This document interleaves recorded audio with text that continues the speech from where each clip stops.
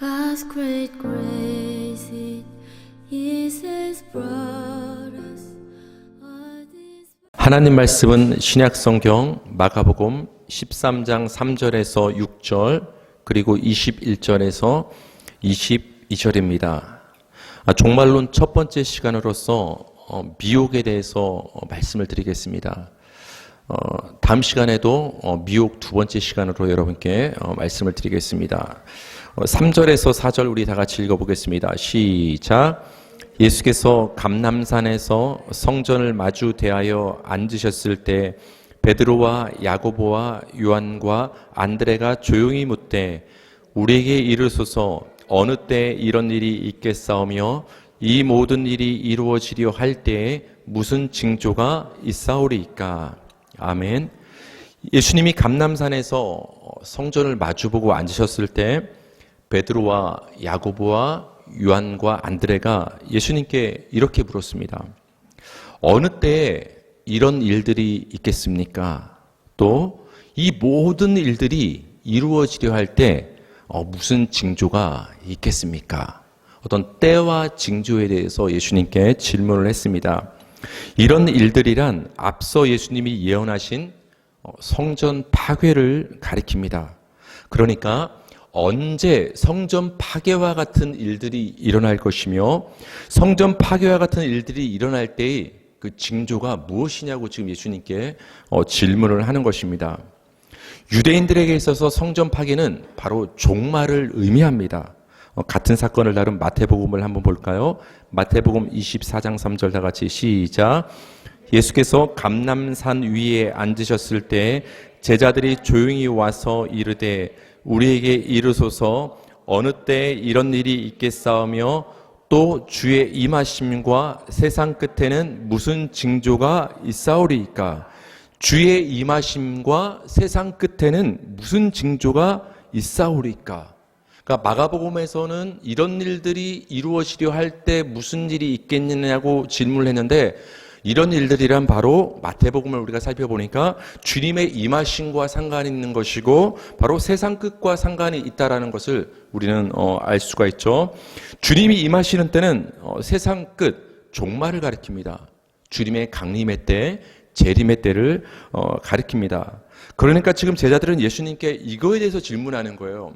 주님이 이 땅에 다시 오실 때 그 재림의 때와 세상 끝 종말에는 어떤 일들이 벌어지겠으며 어떤 징조가 있겠습니까? 우리에게 말씀해 주십시오. 제자들이 예수님에게 이스라엘 나라를 회복하심이 이때냐고 물었을 때 예수님은 때와 그 기한은 누구에게 달려있다고 말을 해줬죠? 인간이 알 바가 아니라 하나님에게 때와 기한, 시기는 하나님의 권한에 있다고 예수님께서 못 박으셨습니다. 그럼에도 불구하고 하나님께서는 우리에게 때에 대해서 말씀해 주실 때 분명히 우리에게 말씀해 주시는 것이 있는데 그것은 바로 징조입니다. 어떤 기한을 우리에게 못 박아서 알려주시지는 않지만 그 때가 이르렀을 때 어떤 일들이 일어나는지 우리로 하여금 알아보고 구별하고 분별할 수 있는 징조는 하나님께서 우리에게 분명히 알려주신다는 것이죠. 징조란 말로 번역된 말은 세메온인데 보통 성경에서 이 단어는 표적이란 단어로 번역되는 단어예요. 표적. 우리 표적이란 말은 많이 들어봤죠. 근데 지금 오늘 본문에서는 이 표적이란 단어가 징조란 말로 번역된 것입니다. 우리가 많이 하는 오해 중에 하나는 이 표적을 보통 기적과 연결시킨다라는 거예요. 표적하면 놀라운 기적. 그러나 여러분, 성경에서 이 표적이란 말은 기본적으로 구별해주는 표를 가리켜서 표적이라고 하는 거예요.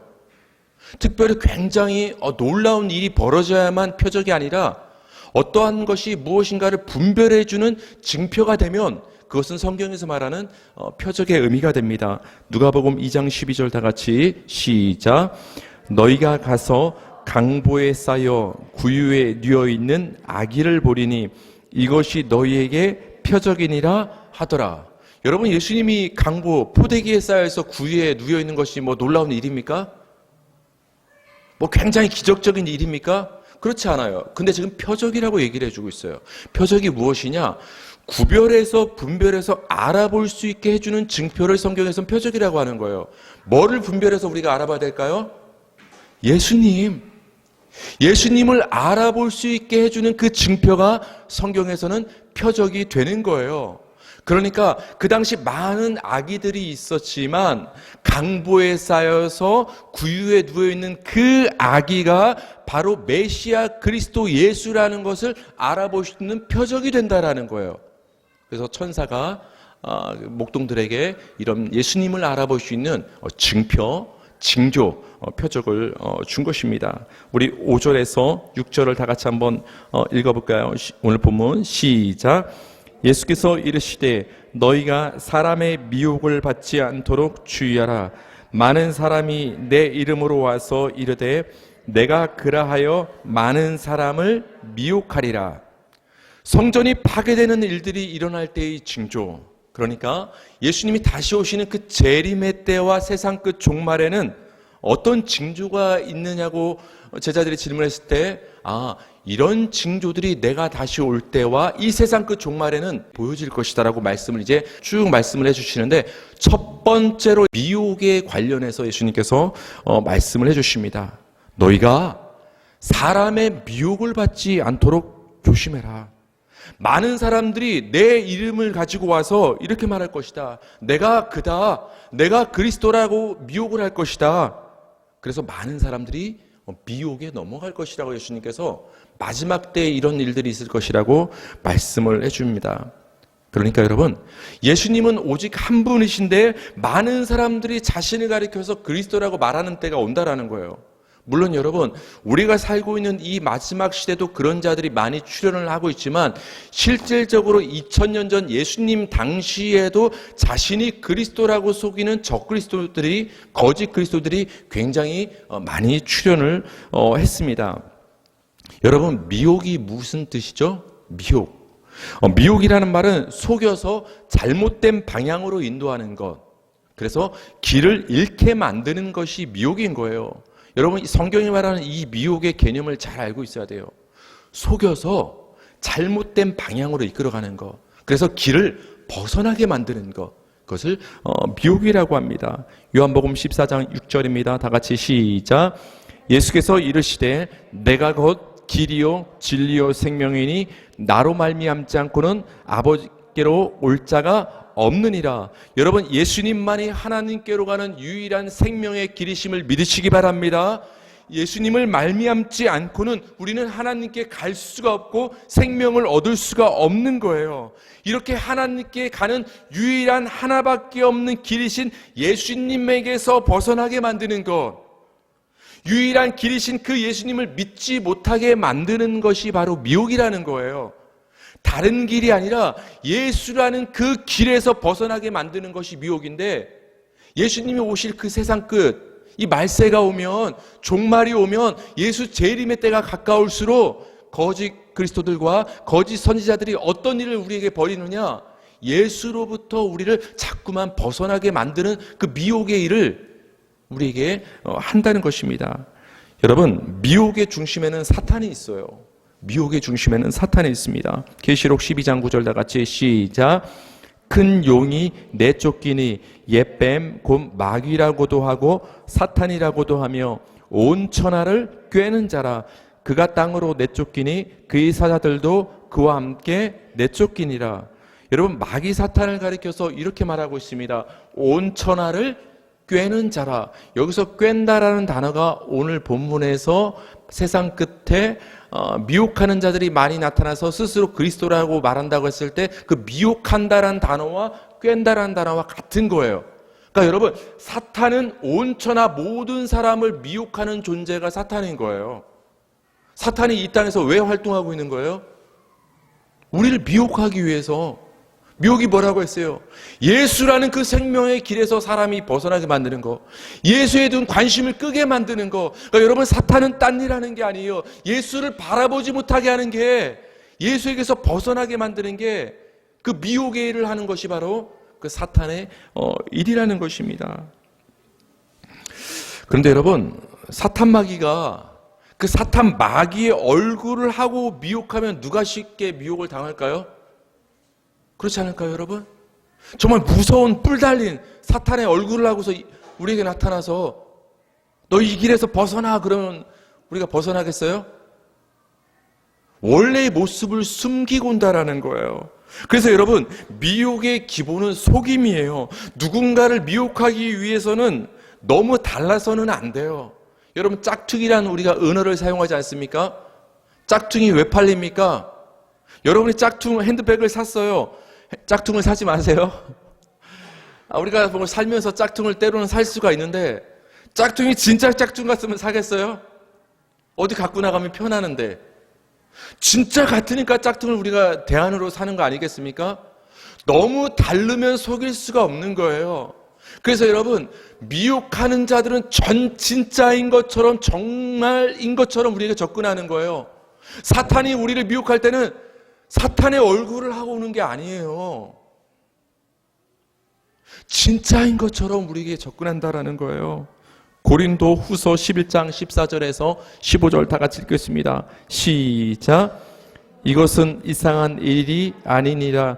사탄도 자기를 광명의 천사로 가장하나니, 그러므로 사탄의 일꾼들도 자기를 의의 일꾼으로 가장하는 것이 또한 대단한 일이 아니니라. 아멘. 사탄이 빛의 천사의 모습으로 다가오기 때문에 우리 속는 거예요. 여러분, 그런 사람 많이 봐요. 천사가 나타나서 나에게 계시를 줬다. 어떤 환상에 대해서 얘기하는 사람들 참 많아요. 물론 하나님이 가끔은 그렇게 역사할 수도 있지만 일반적으로 역사하시는 방법은 아닌 거예요. 우리가 조심할 필요가 있다는 거예요. 이렇게 사탄이 자기를 가장하고 속여서 숨겨서 천사의 모습으로 오기 때문에 우리가 미혹을 당하는 것처럼, 그 사탄의 일꾼들도 의의 일꾼으로 가장해서 오기 때문에 우리가 속는다라는 거예요.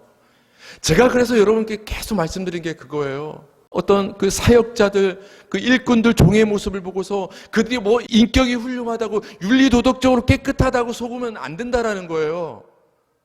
물론 여러분, 사역자들, 목사들, 일꾼들, 우리 성도들 스스로가 윤리도덕적으로 조금 깨끗한 삶을 살아야 되는 것은 맞는 말이에요. 하지만 예수 그리스도를 말하지 않으면 그것은 의의 일꾼이 아니에요. 예수라는 길에서 벗어나게 만들면 그 사람은 미혹하는 사람이 되는 거예요. 아무리 윤리도덕적으로 깨끗해도. 근데 우리는 예수를 벗어나게 만드는 그의 미혹은 보지 못하고 무엇만 보느냐? 의의 일꾼인 겉모습으로만 우리는 판단을 하고 미혹에 넘어간다는 거예요. 왜? 사탄은 빛의 천사로 우리에게 다가와서 미혹하고, 그 사탄의 일꾼들도 세상의 윤리도덕적인 모습으로 다가와서 우리를 미혹하기 때문입니다. 그렇다면 여러분, 예수 재림의 때와 세상 끝 종말에 자신들을 그리스도라 미혹하는 자들은 어떤 모습으로 우리에게 다가와서 어떤 방법으로 우리를 미혹할까요? 그들이 우리를 어떻게 미혹하는지를 알아야 우리가 그것에 대해서 대비할 수 있지 않겠습니까? 오늘 본문입니다. 마가복음 13장 21절에서 22절을 다 같이 읽어볼게요. 시작. 그때 어떤 사람이 너희에게 말하되 보라, 그리스도가 여기 있다, 보라, 저기 있다 하여도 믿지 말라. 거짓 그리스도들과 거짓 선지자들이 일어나서 이적과 기사를 행하여 할 수만 있으면 택하신 자들을 미혹하려 하리라. 아멘. 예수 그리스도가 여기 있다 저기 있다 해도 여러분 믿지 마시기 바랍니다. 그렇죠? 내가 그리스도다, 내가 하나님께 특별한 계시를 받은 어떤 특별한 선지자다, 이렇게 말하는 사람들 여러분 세상에 얼마나 많은지 모르겠어요. 그렇죠? 그런데 여러분, 거짓 그리스도들과 거짓 선지자들이 이렇게 어떻게 미혹하는가를 우리에게 말씀해 주시는데 바로 이적과 기사를 행함으로 우리를 미혹한다는 거예요. 근데 안타까운 것은 그 이적과 기사를 통해 택하신 자들까지 미혹하려 한다라는 거예요. 계시록 13장 14절 제가 읽어드릴게요. 짐승 앞에서 받은 바 이적을 행함으로 땅에 거하는 자들을 미혹하며 땅에 거하는 자들에게 이르기를 칼에 상하였다 살아난 짐승을 위하여 우상을 만들라 하더라. 바다에서 올라온 두 번째 짐승이 불이 하늘로부터 내려오게 하는 막 이적을 막 행하는 거예요. 그러니까 사람들이 깜짝 놀라는 거예요. 벌벌 떠는 거예요. 그래서 그 짐승이 어떤 경배하라고 하면 그 우상 숭배까지 빠져들게 되는 거예요. 왜? 이적을 보여주니까 진짜인 줄 속는 거예요. 여러분, 짐승은, 사단의 세력은 이적을 통해서 우리를 미혹합니다. 눈에 보이는 이적이 보이니까 우리는 그런 생각이 드는 거예요. 아, 저게 진짜구나. 네, 여러분, 예수님이 다시 오시는 이 재림의 때 세상 그때 미혹하는 자들이 우리를 미혹하는 방법 중에 하나는 뭐냐? 눈에 보이는 이적과 기사를 통해서 우리 믿는 자들을 미혹한다는 것입니다. 계시록 19장 20절 다 같이 시작. 짐승이 잡히고 그 앞에서 표적을 행하던 거짓 선지자도 함께 잡혔으니 이는 짐승의 표를 받고 그의 우상에 의해 경배하던 자들을 표적으로 미혹하던 자라. 이 둘이 산채로 유황불 붙는 못에 던져지고. 여러분, 짐승과 함께 거짓 선지자도 잡혔습니다. 그러니까 사탄과 짐승과 거짓 선지자는 악의 삼위일체란 말이에요. 근데 이 악의 삼위일체들이 하는 일은 어떤 일들을 하느냐? 바로 미혹하는 일들을 한다라는 거예요. 여기 보니까 거짓 선지자가 여러분 어떻게 사람들을 미혹한다라고 나옵니까? 표적으로 미혹하던 자라. 표적으로 미혹한다라는 거예요, 여러분. 그렇다면 여러분, 거짓 그리스도들과 거짓 선지자들은 왜 이적과 기사를 통해서 우리를 미혹할까요? 여러 가지 미혹하는 방법이 있는데 왜 이 거짓 선지자들, 왜 이들은 우리를 미혹할 때 이적과 기사와 표적을 사용해서 우리를 미혹하느냐는 것입니다. 성경을 보면 이적과 기사는 하나님의 종들을 통해서 나타나기 때문에 그래요. 그래서 그것을 사용하는 거예요. 출애굽기 4장 21절 여호와께서 모세에게 이르시되 네가 애굽으로 돌아가거든 내가 네 손에 준 이적을 바로 앞에서 다 행하라. 그러나 내가 그의 마음을 완악하게 한즉 그의 백성을 보내주지 아니하리니. 하나님께서 모세를 통해서 이스라엘 백성들을 출애굽시키실 때 모세를 바로 앞에 서게 합니다. 그때 모세가 굉장히 두려운 거예요. 하나님, 난 두렵습니다. 나는 말도 잘 못합니다. 근데 내가 지금 어떻게 저 바로 왕 앞에 서서 저 권력자 앞에 서서 내가 지금 내 백성을 지금 달라고 말을 할 수가 있겠습니까? 그때 하나님께서 모세를 보내셨는데 그 모세를 통해서 하나님의 놀라운 이적들을 보여주십니다. 왜 이적을 보여줬을까요? 바로와 세상에게 보여주는 거예요. 뭐를? 이 모세는 내가 보낸 종이다. 나 하나님이 보낸 선지자가 이 모세다. 그러니까 이 모세의 말을 들어라. 내 백성을 지금 출애굽시켜줘라. 허락해라. 하나님이 보내신 종이라는 증표로서 하나님이 모세를 통해서 이적을 보여준 거예요. 사도행전 2장 22절 다 같이 시작. 이스라엘 사람들아 이 말을 들어라. 너희도 아는 바와 같이 하나님께서 나사렛 예수로 큰 권능과 기사와 표적을 너희 가운데 베푸사 너희 앞에서 그를 증언하셨느니라. 하나님께서 예수로 하여금 권능과 기사와 표적을 너희 가운데 베풀었다. 근데 하나님이 왜 예수를 통해서 이런 놀라운 이적과 기사를 왜 베푸셨냐? 너희 앞에서 예수를 증언하기 위해서 이런 놀라운 이적을 베푸셨다라는 거예요. 그러니까 예수가 인간 예수를 넘어서 하나님이 보내신 선지자 그리스도라는 것을 믿게 하시기 위해서 하나님께서 예수를 통해서 이적을 보여주셨다라는 거예요. 여러분, 그러니까 성경을 보면 이적은 하나님이 보내신 선지자와 그리스도들이 행하는 것이 이적임을 우리는 알 수가 있어요. 근데 누가 이 예수 재림의 때에 이 세상 끝 종말의 이적과 기사를 통해서 미혹한다라는 거예요? 거짓 그리스도들이, 거짓 선지자들이, 거짓 종들이 할 수만 있으면 사람들이 눈에 보이는 깜짝 놀랄 이적과 기사를 통해서 우리 믿는 자들을 미혹하려 한다는 거예요. 왜요? 성경을 보니까 예수님이 이걸 했거든요. 성경을 보니까 모세가 이 일을 했거든요. 성경을 보니까 선지자와 사도들이 이 일들을 했거든요. 그러니까 미혹하는 자들이 이 일을 막 거짓으로 행하는 거예요. 봐라, 성경에서 하나님의 종들이 행한 것처럼 나도 이 일을 행한다. 고로 내가 누구다? 내가 하나님이 보낸 종이다 라는 것을 말하기 위해서, 속이기 위해서 거짓 기적과 이사와 표적을 미혹하는 자들이 행한다라는 거예요. 그래서 여러분, 이 마지막 시대에 우리를 미혹하는 그 사단의 방법 중에 하나가 뭐냐? 이적과 표적과 기사, 즉 눈에 보이는 것에 주목하게 함으로써 예수를 보지 못하게 만들어요. 예수를 통해서 하나님께 가야 되는데 눈에 보이는 이적과 기사와 병고침을 통해서 하나님께 가려고 하는 거예요. 오로지 예수를 통해서 하나님께 가기를 원하는데, 여러분, 성경에서는 이적과 기사와 관련해서 우리에게 분명하게 경고를 해주고 있습니다. 마태복음 7장 15절에서 22절 다 같이 시작. 거짓 선지자들을 삼가라. 양의 옷을 입고 너희에게 나오나 속에는 노략질하는 일이라. 그날에 많은 사람이 나더러 이르되 주여 주여 우리가 주의 이름으로 선지자 노릇하며 주의 이름으로 귀신을 쫓아내며 주의 이름으로 많은 권능을 행하지 아니하였나이까 하리니. 거짓 선지자들이 양의 옷을 입고 온다고 하잖아요, 여러분. 그렇죠? 사탄이 광명의 천사로 둔갑해서 속이는 모습으로 와서 미혹하듯이 거짓 선지자들은 양의 옷을 입고 선한 모습으로 우리에게 와서 결국은 우리를 노략질하고 미혹한다라는 거예요. 그들의 정체는 늑대 일이라는 거예요. 일일은 잡아먹으러 오는 거예요, 여러분.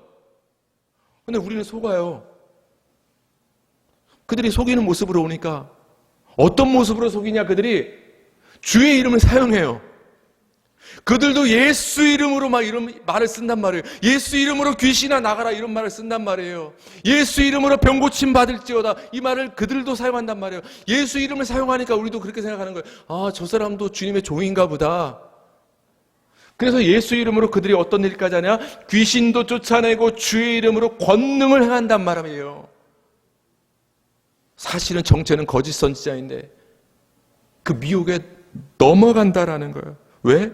눈에 보이는 놀라운 이적을 행하니까. 근데 예수님께서 이들에게 이렇게 지금 경고를 하는 것이죠.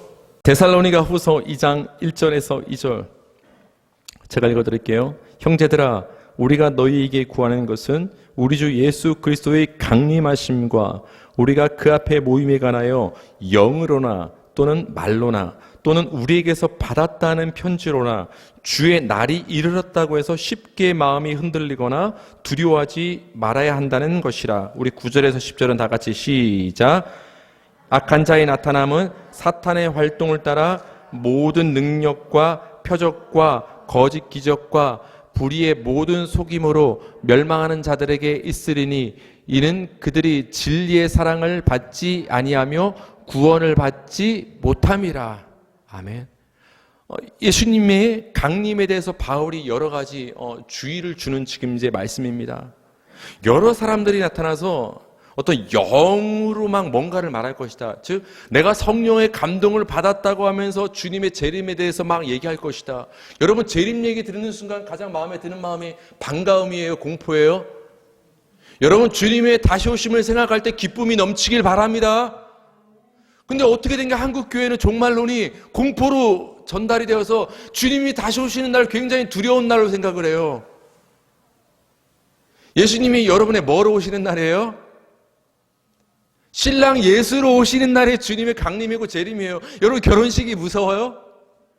물론 지금은 무서울 수 있지만 처음 결혼식 할 때 너무 기다려지는 날 아니었어요? 행복하고?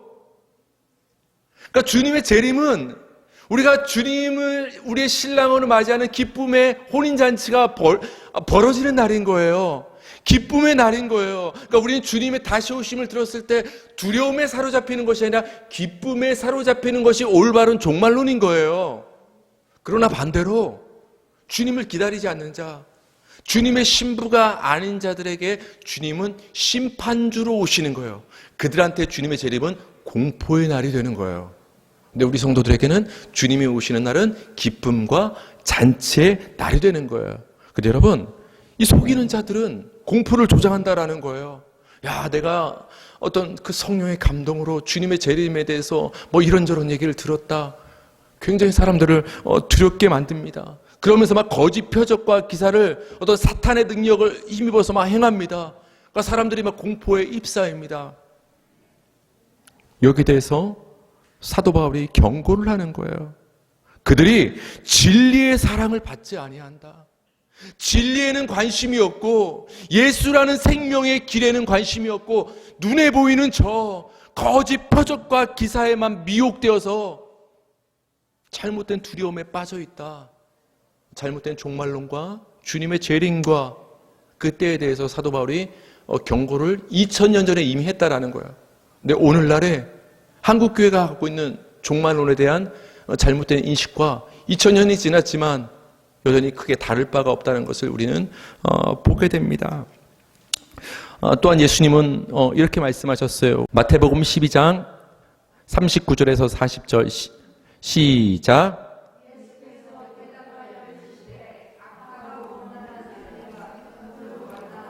선지자 요나의 표적밖에는 보일 표적이 없느니라. 요나가 밤낮 사흘 동안 큰 물고기 뱃속에 있었던 것 같이 인자도 밤낮 사흘 동안 땅속에 있으리라. 아멘. 예수님이 한탄하셨어요, 여러분. 이 악하고 음란한 세대가 표적을 구한다. 즉 눈에 보이는 것을 지금 구한다라는 거예요. 여러분, 악하고 음란한 세대를 다른 말로 말하면 예전에 말씀드렸죠. 믿음이 없는 세대, 믿지 않는 자들이 눈에 보이는 표적을 구한다. 여러분, 믿지 않는 자가 눈에 보이는 것을 좋아하고 자꾸 그것만 구하니까 거짓 선지자들이, 거짓 종들이 자꾸 눈에 보이는 걸로 미혹하는 거예요. 여러분, 자꾸 눈에 보이는 것 자꾸 구하지 마세요. 하나님 정말 계시다면 내 앞에 나타나 주세요. 내 꿈에 나타나서 분명히 말씀해 주세요. 아빠, 나 사랑한다면 이거 해줘. 우리는 자꾸 눈에 보이는 것을 하나님께 요구를 한다는 거예요. 이런 사람의 심리를 이용해서 사탄이 어떻게 미혹하느냐? 눈에 보이는 표적을 통해서 우리를 미혹하게 하고 사람들로 하여금 자꾸만 눈에 보이는 것을 구하게 만들어요. 자꾸만. 거기에 대해서 예수님이 이렇게 말씀하시는 거예요. 그런데 나 예수는 선지자 요나의 표적밖에는 너희에게 보여줄 게 없다. 나는 너희에게 선지자 요나의 표적을 보여주러 왔다. 선지자 요나의 표적이 무엇이죠, 여러분? 요나가 물고기 뱃속에 밤낮 사흘 동안 갇혀져 있다가 죽을 뻔했다가 뱃속에서 살아나왔죠. 즉 예수께서 땅속에 3일 동안 죽어서 매장돼 계셨다가 3일 만에 하나님의 능력으로 무덤을 깨고 나오신 것. 예수님의 죽음과 부활, 그 요나의 표적, 예수님은 그거 보여주러 이 땅에 오셨다라는 거예요. 그거면 충분한데 왜 다른 걸 지금 구하느냐는 거예요, 예수님께서. 얘들아, 나는 요나의 표적을 너희에게 보여주러 왔다. 다시 말하면 십자가의 죽음과 부활을 너희에게 보여주러 왔다.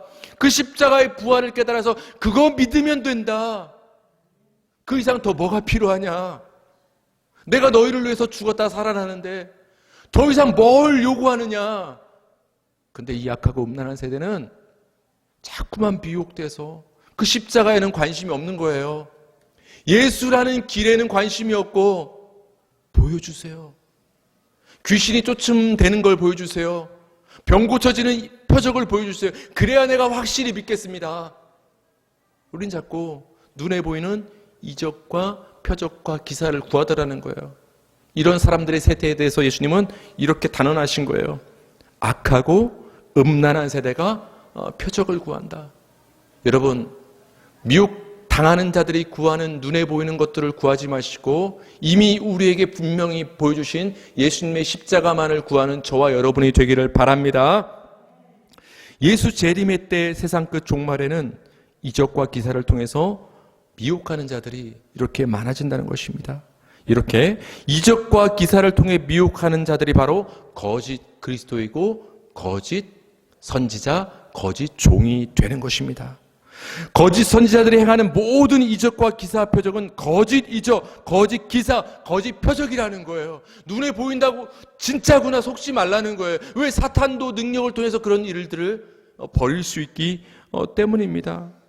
여러분, 표적은 예수님에 대해서 말하는 게 표적이에요. 예수님을 향하게 만드는 것이 표적이에요. 예수라는 길을 따라가게 도와주는 증표가 성경이 말하는 표적이에요. 근데 그 예수는 관심 없고 뒤로 제껴놓고서 그저 눈에 보이는 놀라운 일들을 보여준다면 그것은 사탄이 보여주는 거짓 표적, 거짓 기사와 이적이 된다라는 것이에요. 예수님의 십자가면 충분한데 오히려 모든 것을 다 이루신 예수님의 십자가를 버리고 눈에 보이는 것을 향하게 만드는 미혹이 된다는 것입니다.